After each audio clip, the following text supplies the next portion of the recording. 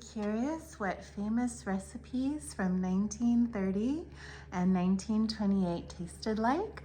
These clam fritters are an example, so join me in my kitchen as I recreate these recipes from vintage cookbooks in my collection. Sauce guy. We gotta try them in their pure form first. Oh yeah. Okay, so we're gonna get started on our chocolate roll dessert.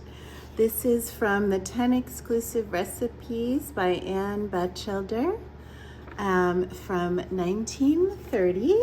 So what I have here is just a few basic ingredients. We have 6 egg whites that I'm gonna be beating up here.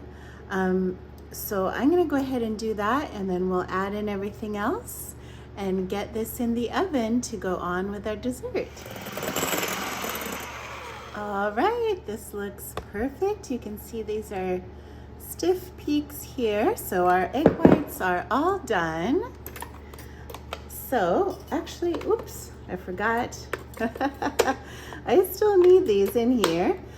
So we're gonna put a 1/3 cup of cocoa powder in, and then a 1/3 cup of sugar. And then it just said a few grains of salt, so I got a tiny bit of kosher salt here. And we're gonna whip this in. This looks really delicious. Let me know in the comments if you like meringue desserts or chocolate desserts. It's kind of combines both of those. That is so yummy.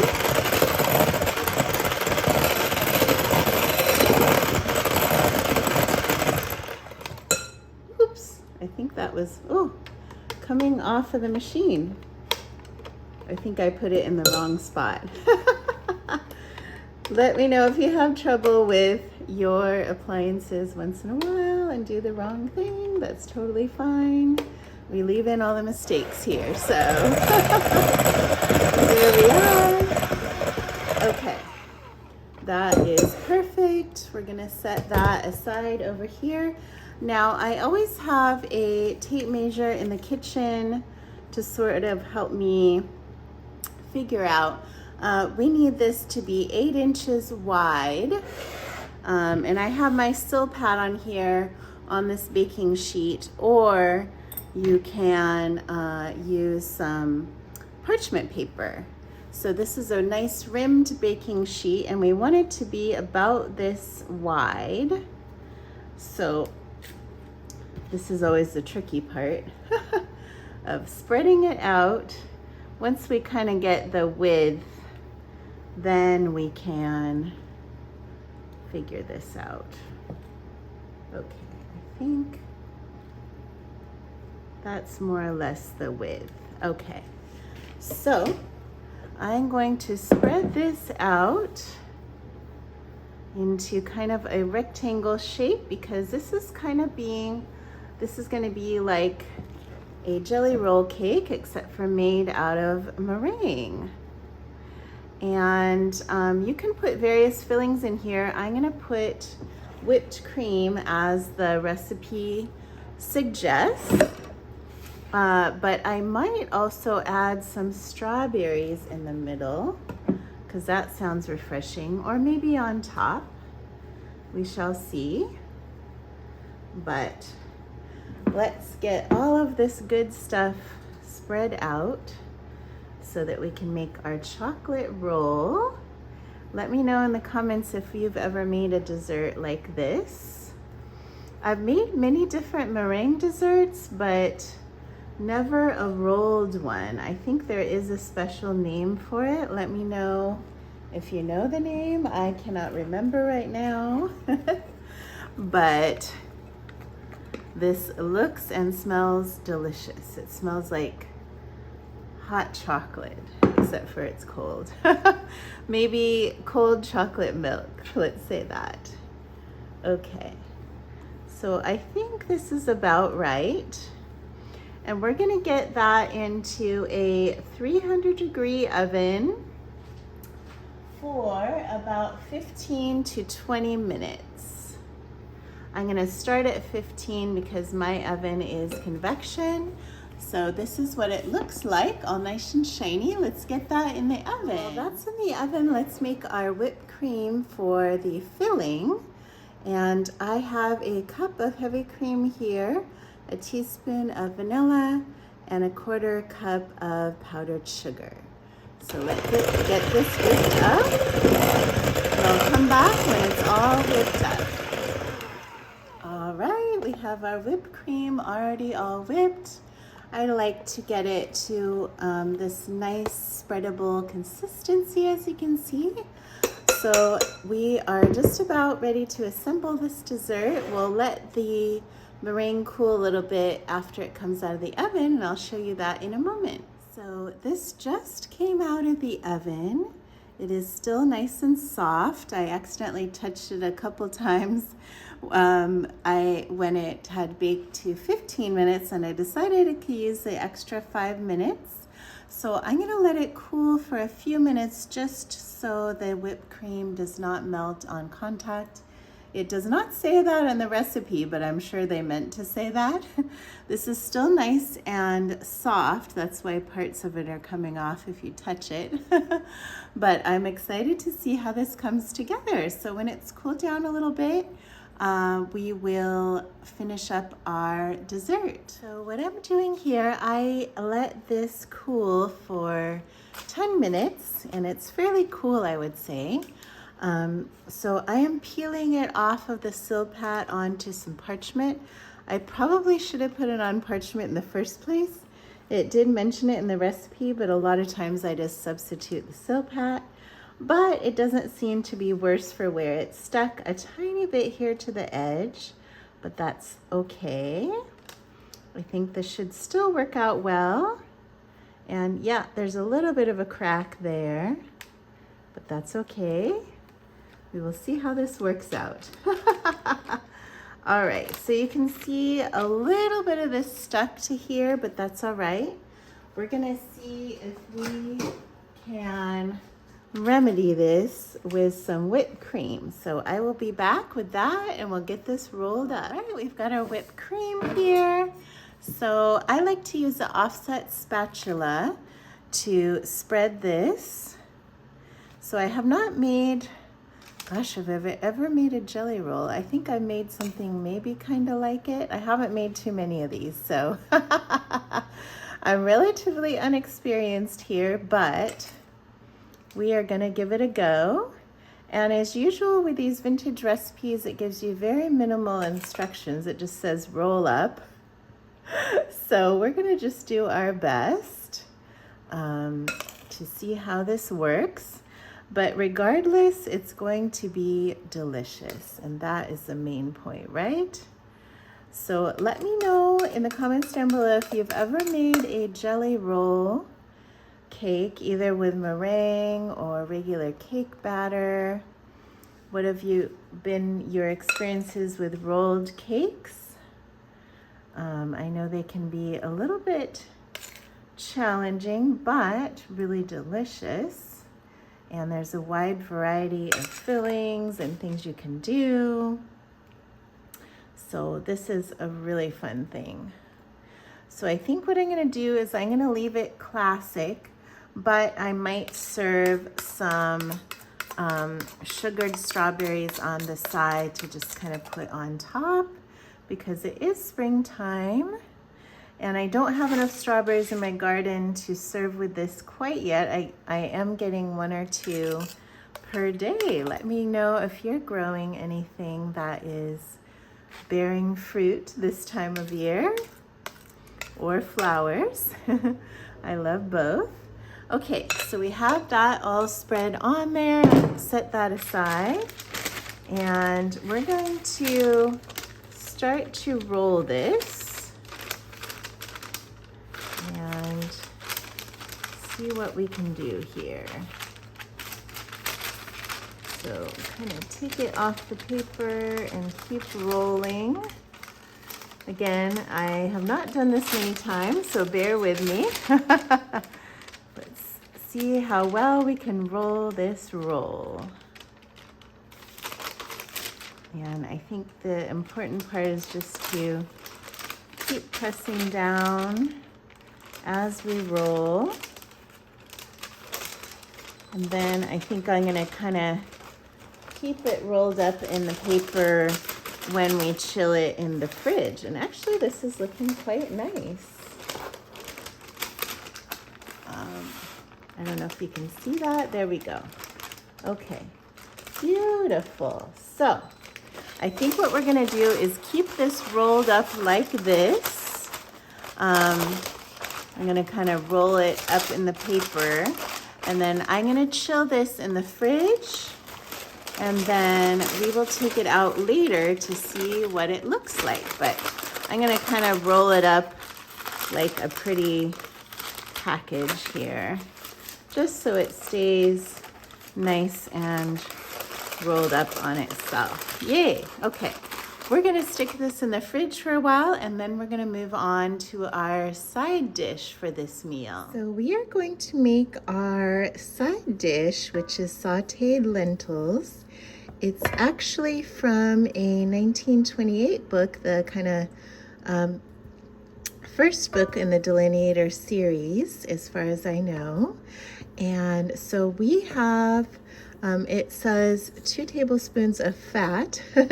So I thought I would use a tablespoon of butter and 1 tablespoon of olive oil.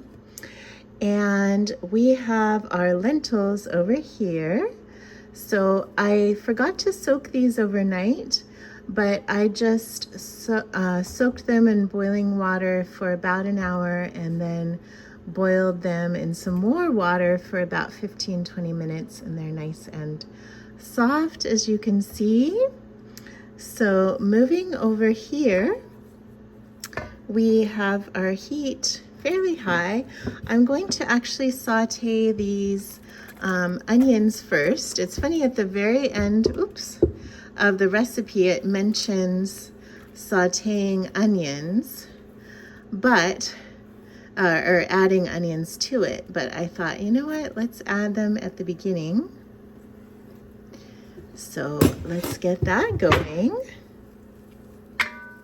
Here we are. Oops, I dropped a few on the stove. Let's get those in there. I think this sounds like a delicious side dish. My family loves lentils. I do too, and they're super healthy for you. So I thought I would add something delicious and healthy to this meal. So we're gonna come back in a moment when these are a little more sauteed and continue with the lentils and the seasoning. So I will be right back. So now we have the onions softened up. You can see they look really nice. We are going to be adding in the lentils little by little. And I'm going to turn down the heat a bit. I hope you like this new camera angle. I got this really cool kind of almost body cam attachment for my phone for Mother's Day. And it allows me to have a better angle on things when I'm cooking on the stove. So this is a lot of fun. I'm just testing it out today. So let me know in the comments down below what you think of this. And this is, I will have all the recipes down in the description, as always. But this is 2 cups of lentils that have been kind of soaked in boiling water. So it makes quite a bit. If you love lentils, this is a dish for you. And so it says to saute them for 15 minutes. So we're gonna be stirring these around. What I'm gonna do is add salt to taste and pepper, but I'm also gonna add 1 more seasoning. So I'm gonna be adding around a teaspoon of salt, more or less. And then I'm gonna add the pepper later because I don't have a free arm right now. But my secret thing, I'm gonna try adding some paprika, which I think is gonna be lovely. So I'll come back when these are all seasoned up and they've been all sauteed, and we'll see what they look like. So these have been just sauteing for a couple minutes, but you can see the pepper and paprika look really good in there. So I'm excited later on when the family tastes the whole meal, what they will think of these lentils, since we all love lentils. So now we're gonna move on to our main dish, clam fritters. Alrighty, we're gonna make our main dish. It's another recipe by Batchelder. It is clam fritters from 1930. So let's get started. We have 2 eggs here. We're gonna beat those up a little bit, and then we're gonna add a 1/2 cup of milk. And all of the specifics are down in the description below with the recipes. So we have that there. Now in this separate bowl, let's move the clams out of the way. We're going to mix 1 3/4 cup all-purpose flour with seasonings and baking powder. So we have a little bit of kosher salt here, baking powder, tiny bit of cayenne, and I didn't have fresh horseradish. This is just some cream horseradish sauce. Even though that's not a powder, I will add that in there as a seasoning. Just a little seasoning. So let's get that mixed in. So there we go. Now we're gonna add our egg and milk mixture to the dry ingredients. And this is our fritter batter. Let's get that mixed up. It seems like in these older cookbooks and vintage cookbooks, they have both savory and sweet fritters. They really loved croquettes and fritters. Good way to use up a lot of leftover ingredients, I think. So it's a great budget item, but also really delicious. We need to also add these clams.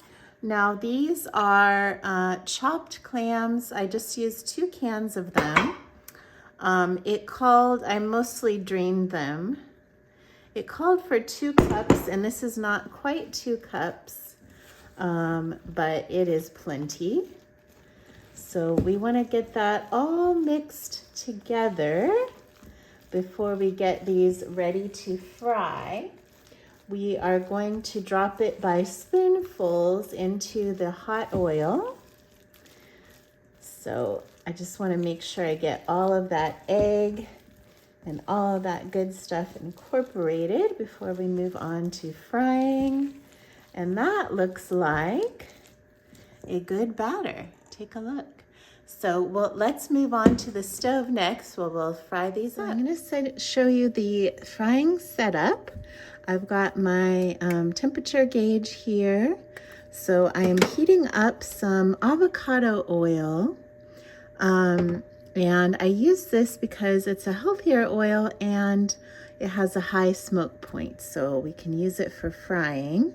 I decided this is my modern take on this recipe. And then I just have this slotted kind of roasting pan here. So I'm gonna use that to put our fritters on, and then I have this kind of ladle where I can scoop out the fritters. So I will come back in a moment when we are ready to fry these.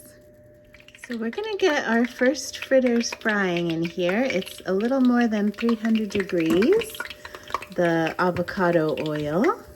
So I'm just using a kind of regular spoon. And these are not going to be perfect by any means, but I'm going to get a few in here. Pardon the shaking. I'm using this new camera angle thing. So let's move these around with this spider thing. Let's see see how these are frying up.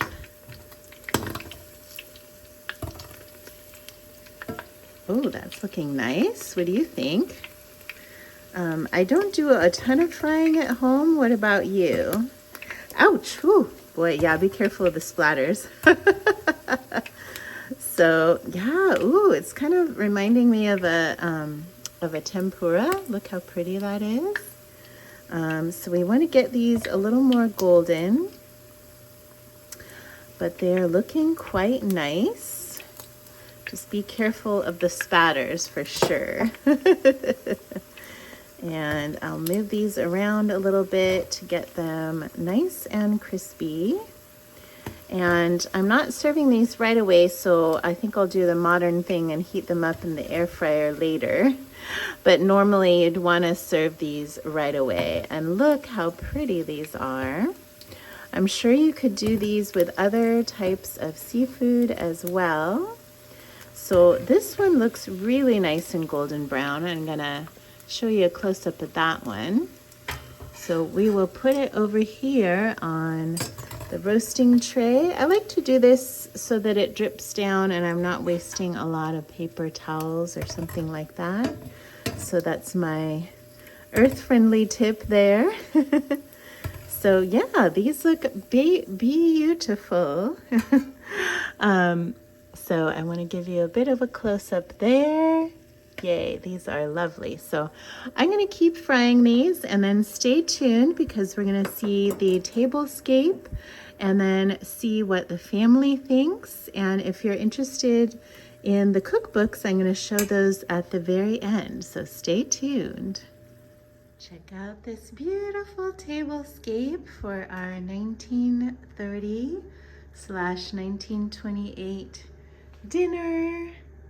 It looks so delicious. We have our clam fritters, our sauteed lentils, and then our chocolate roll for dessert. We are here with the family to try 1928 and 1930 dinner specialties. What do we have here? So we have from 1928. Oh, you're not on camera. 1928, Here. sorry. Sauteed lentils. Sauteed, I mean, there's more than lentils in there. There's onion. Oh, okay, that sounds and good. some paprika and stuff. Okay. And then we have from 1930 some clam fritters. So it's clam and batter, basically? Yes. Okay. And a little bit of seasoning. You're off camera again. Oh, a little bit of seasoning. Sorry, I didn't set up the camera very well. So I have these, I love a condiment. So I have Oh, spicy yeah. mayo, tartar sauce, and blue cheese dressing. Because I get a feeling one of them will complement Yeah, the... I think the fritters do need The fritters. some seasoning. I think I'm too much of a purist for that. No worries. Yeah, you're not a sauce guy.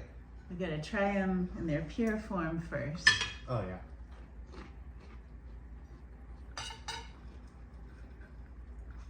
I realize I probably don't need a fork for this. Mmm. Mmm. Mmm. Mmm. Delicious. Making sure I get a piece with clam in it. Yeah. The batter's nice. It tastes biscuity. Yeah, it is kind of like a biscuit. This. Oh, I got clam. Oh, hi. Mmm. Oh. And the clam's nice. Like sort of fried up. It tastes like, it's kind of mild. You know, like it's Yeah. not super fishy. It's not overly fishy, yeah. It's delightful. I'm Yeah. guessing it will pair nicely with tartar sauce. Yes. When you think of the tartar sauce with it. Mmm. Here, I'll give you some lentils. Thank you. What do you think of the lentils? Lentils are great too, obviously. Oh, good. But I definitely give this meal item approved. Oh, awesome. I could totally see these as being like some kind of like appetizer at like a seafood place. Oh yeah. Oh my gosh, yeah. This would make a this would lovely make- like yeah. potluck food. It would be nice. Let's see what these sauteed lentils are like. Are the sauteed lentils like Mmm.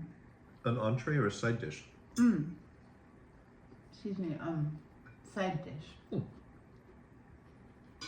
Yeah. Actually pretty good. Yeah, it's tasty. Yeah, maybe just a tiny bit more seasoning. I wasn't sure how much to put in, but Yeah, maybe a little more, but just a little bit more, but still good. overall, really good. Like, I wouldn't mind these lentils with like even just some black pepper. Would give it a little zap, but I mean, as just a base, it's pretty good. Oh yeah, you could just kind of season it on your own, yeah. Kind of reminds me of mashed potatoes. Oh yeah, for sure. Awesome. Well, stay tuned for dessert later. Oh yes. Hey everybody, we're here to try the chocolate roll dessert from 1930. You can see the pretty whipped cream swirl in there. So let's give it a go. If I don't like this, it will be the biggest fall from like expectation Yes. to disappointment, because this looks fantastic. It does look really What pretty. is the cake part? Is it just a So it's actually just meringue, sugar, and cocoa. It's Oh. not actually cake. it's meringue? Oh, but it's soft like cake. Yeah, isn't that weird? Oh. Good I raspberry. had never made anything like this before, but it really, And it's whipped cream on the inside? yep. Mmm. Oh, wow. Mmm. That's super soft and delicious. I'm approved. Wow. I love this. I almost feel like I should trademark this phrase. I can't believe it's not cake. Like, doesn't it really taste like cake? It does. it Yes, does. exactly. So this is not cake, it's meringue, Yeah, which isn't means that crazy? it's egg white. Eggs white, sugar, and cocoa powder. Wow. But I think the cocoa powder maybe acts sort of like flour. Is this No. gluten-free then? Yes. This is an amazing gluten-free Yeah. dessert. I gotta make this for my friend Diana Oh for my sure. God. She would love this.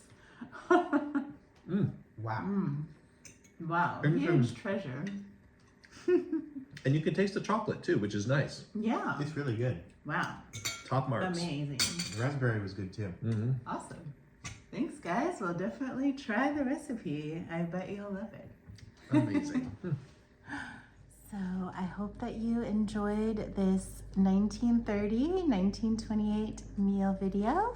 We're gonna have a quick sit down about the books for those of you that love vintage cookbooks here at the very end.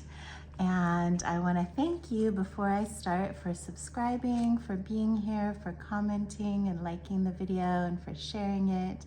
It means a ton to me. I am a small YouTuber growing and growing my channel for my love of food. So thank you again for being here. We want to talk about this new Delineator recipes book. And a viewer said that she would like to have some of these Batchelder, I'm not sure if I'm pronouncing her name right, I'm sorry if I am not, recipes from 1930. She was famous for writing for the Ladies' Home Journal, among other things, and she also loved to cook. So she participated with the Delineator Institute in creating these special recipes, which includes the clam fritters and the chocolate roll that we did here. So you can see I have a lot of marks here. This particular book from 1930, it includes everything from food facts to pickles and relishes. So many delicious things. Even kind of cheese main dishes were very popular then. Something a little less expensive to make for a main dish. And then the book that came before this, the much larger Delineator cookbook, is from 1928. And that's where I found these sauteed lentils. And I was excited about those because we all love lentils here and they're really healthy. I love the black and white photos in this book. So we have a vegetable plate here, an artichoke, just a treasure trove of things. Here's an alligator pear. They used to call avocados that. So A lot of fun things to see here. I love this metal cake decorator. I wish we had ones like these. Maybe you can find them somewhere. But anyway, I find these things amazing.